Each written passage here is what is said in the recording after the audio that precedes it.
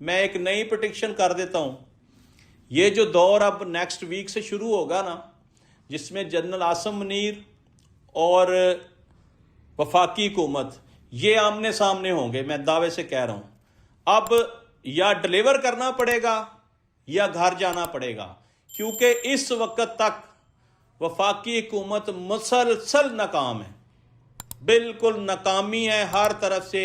एक पैसे की बाहर से कोई फंडिंग नहीं नाज़रीन आज तक आई। इन्होंने बेशुमार प्रेस कॉन्फ्रेंसें की, बेशुमार बैरून मुल्क दौरे किए कि बाहर से हमें फंडिंग आ रही है जी, इन्वेस्टमेंट आ रही है। यहाँ पे एक पैसे की इन्वेस्टमेंट अभी तक इनकी 2-2.5 साल की हुकूमत में नहीं आई। इसका क्या मतलब है?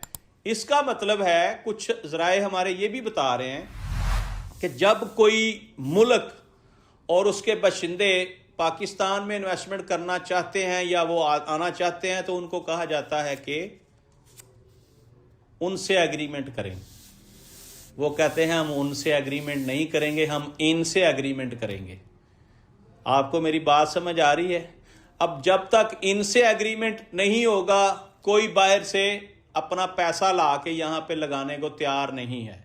इनसे है वफाकी हुकूमत, पंजाब हुकूमत, KPK हुकूमत, सिंध हुकूमत, बलोचिस्तान की हुकूमत, लेकिन इनमें कोई इस काबिल ही नहीं है कि वो उनके बगैर मुआहदा कर सके, किसी की इन्वेस्टमेंट को सेफ कर सके या गारंटी श्योरिटी कर सके।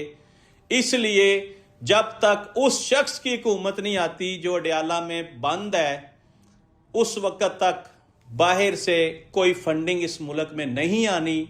ये मेरा दावा है, ये बात मेरी याद रखिएगा।